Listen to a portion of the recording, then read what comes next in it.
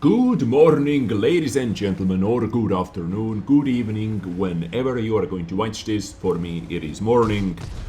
Welcome back to my channel. Today, I am back with some more double-barreled memes covering IS-3-II, Tier 9 double-barrel tank.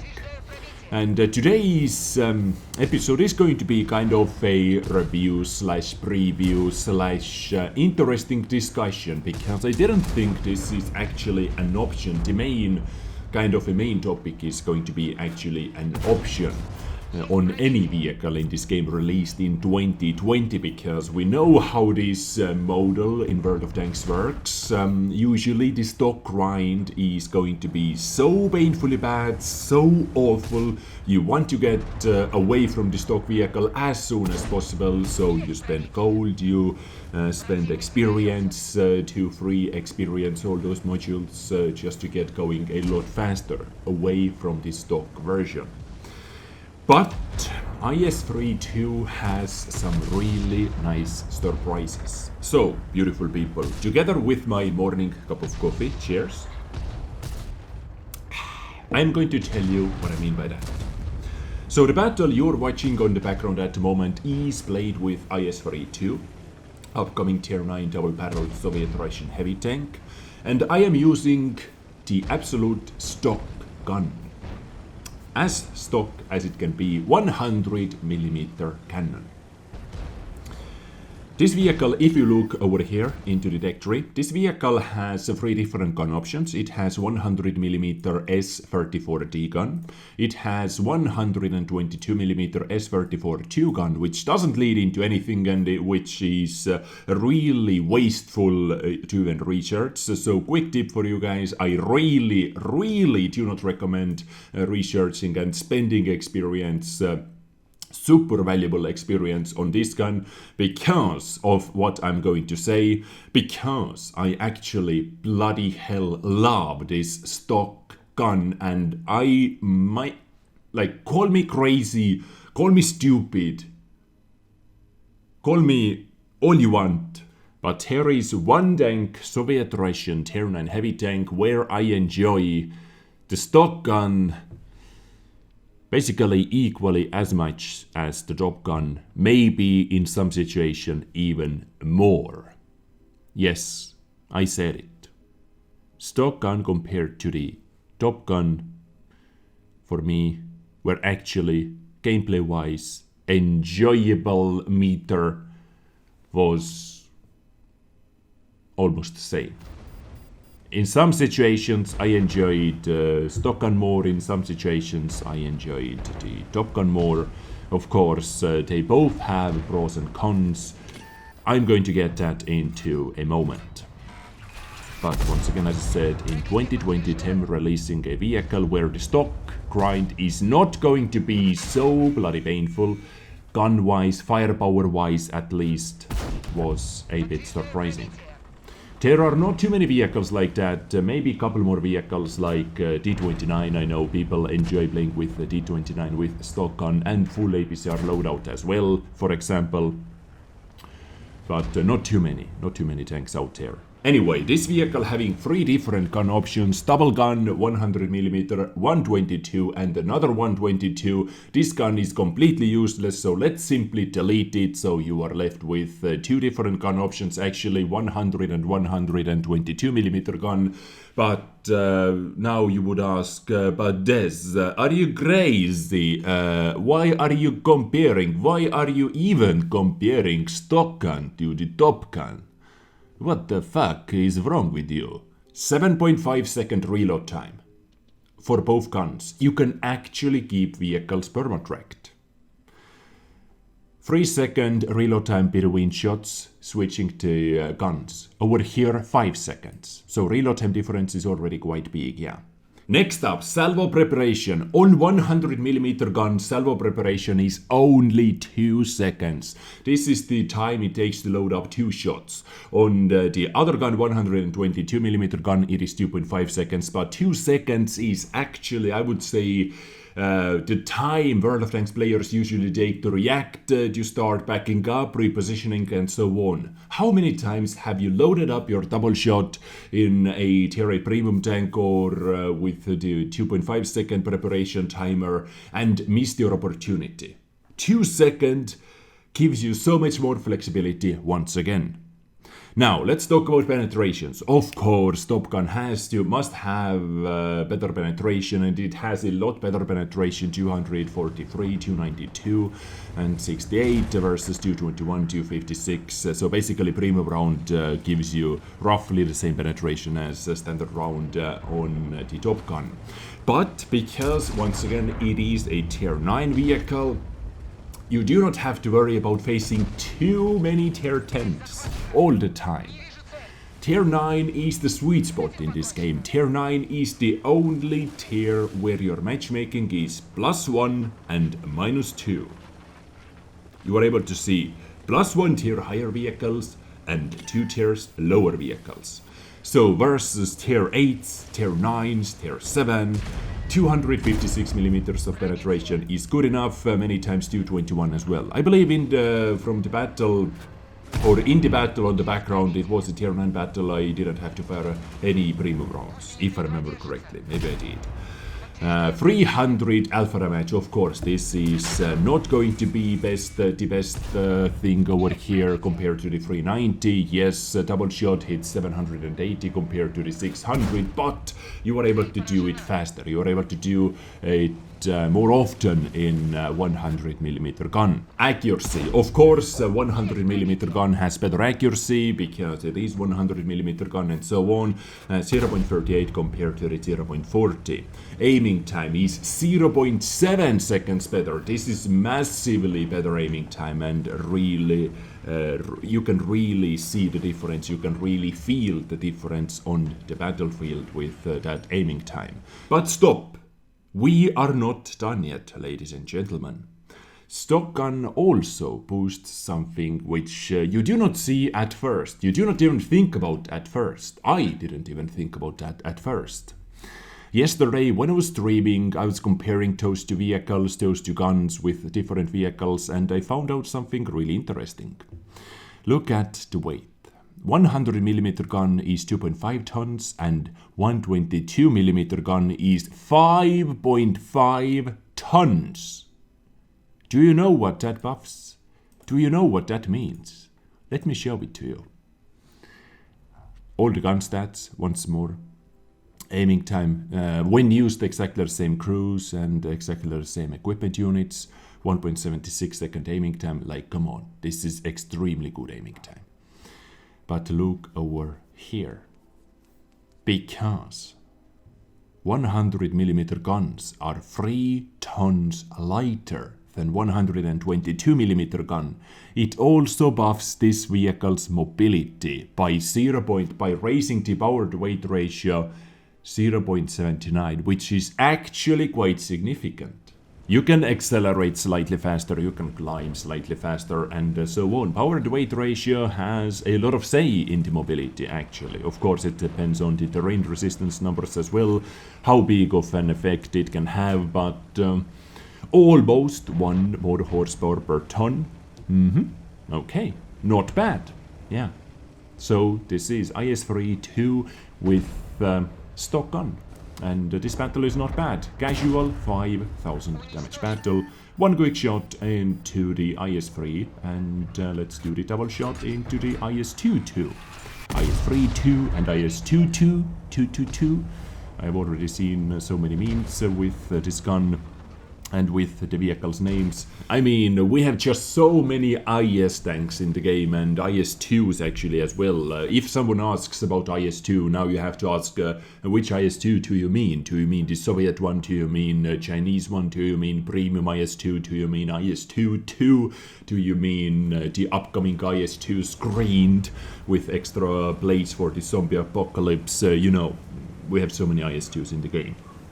Anyway, that previous battle showcased the stock gun in action, where I didn't actually fire any premium rounds in a tier 9 battle. Versus tier 10s, most likely you have to do that, of course. But now, enough of the stock gun, enough of praising the stock gun, let's talk about the top gun. And as I said before, the second gun, the first 122 gun, which you're able to research for 40 plus thousand experience, I guess this is a this simply is an IQ test. Wargaming is testing players' IQ.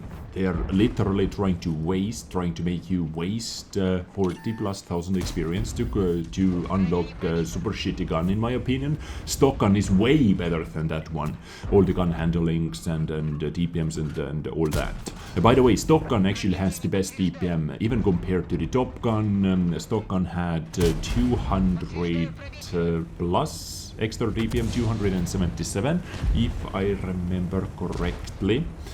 Something, let's say 250 to 300, something along those lines. Anyway, as I said, enough of the pricing the stock gun.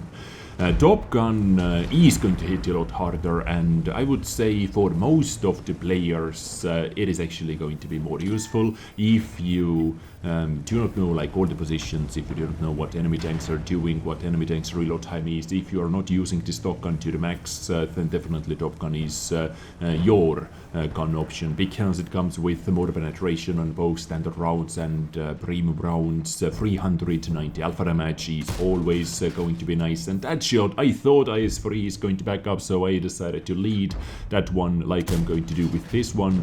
Luckily one shot connected at least.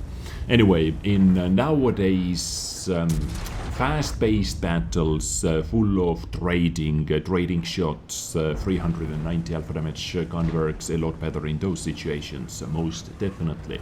But not all the time. If you are a bit better player, then you can take more out of the 300 alpha damage gun, because you are actually able to take one 300 damaging shot, and you are able to take your second shot before the other IS-3-II is able to fire another shot of 390 damage. So you deal 600 damage instead of 390, what the other IS-3 is able to do, if you are able to get behind the cover as well. But this is only in some situations. For majority of the player base, 390 alpha damage is going to end up better at trading, of course.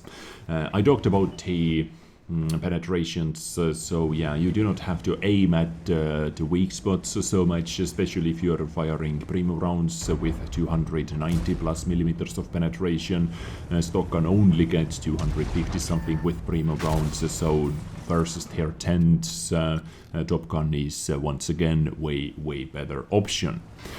And overall, the Salvo, you are able to take out 780 damage.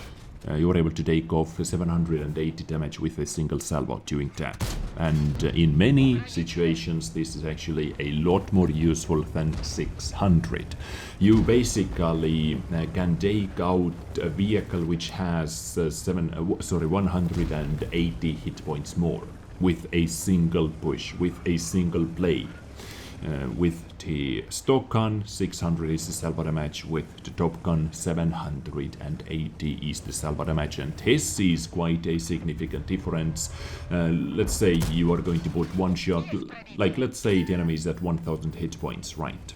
With the top gun, just to make sure you are going to kill the target, you have to take 3 different shots. So one shot, just a single shot, wait for a reload, take another single shot, wait for a reload, and after that do the double shot action, and you are going to eliminate that 1000 hit point vehicle. With the top gun, you are able to take one shot, wait for the reload, and then follow up with the salvo, and enemy vehicle has been destroyed. Yeah, taking salvos is going to lower your overall DPM, but it is way more important to take out one vehicle from the game than to worry about your DPM in every single situation, in my opinion at least. Now, talking about my overall opinion or my overall experience with the IS-3-II, I have to say, at the moment at least, I am enjoying IS-3-II more than I am enjoying SD-II. For a couple reasons. One main big reason is actually mobility. SD-II, I don't know why, dude. It feels so freaking sluggish. All the turret rotation speeds, mobility, overall mobility. The turret rotation speed is only 18.58 degrees per second, and you can really feel it. On IS-3-II, it is 25.29 degrees per second.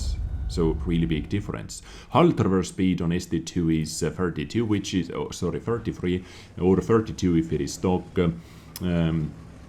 Which is quite a standard one, but once again IS-3-II has a lot more. IS-3-II has better power to weight ratio, and so on. So IS-3-II feels a lot more mobile, a lot more nimble on the battlefield, even though it has 2 less kilometers per hour top speed, 38 compared to the 40 on the SD2, but all the other parts of the mobility are making up for it easily.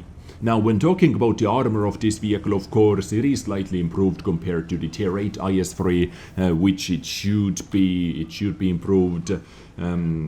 Compared to the IS-3, it has 35 extra millimeters in the front, but you have to keep in mind that this vehicle has the pikey nose, so it is not going to be the best vehicle to side scrape with, because as soon as you side scrape, you're going to T-value your frontal effective armor. Basically, you are going to make the angle a lot better for the enemy vehicles to penetrate, so watch out for that.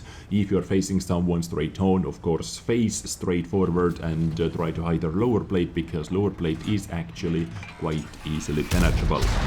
Just watch out for that. Overall mobility, as I said, is a lot better than on the SD2. I really enjoy it a lot more. It is not as sluggish, it is not as bad. I actually liked it quite a lot, even though only 38 kilometers per hour top speed is kinda limited. I still quite enjoy it. View range, stock view range with the top turret is 380, so if you want to boost it over 445 meters, you have to use all your crew skills, of course. You have to use food if you do not want to use coated optics. At the moment, I am testing this vehicle out with vertical stabilizer, ventilation, and gun laying drive. Just to boost my aiming time, I'm testing this vehicle out with this setup. Soon I'm going to switch the gun laying drive with coated optics, so I'm able to do some of my own spotting as well.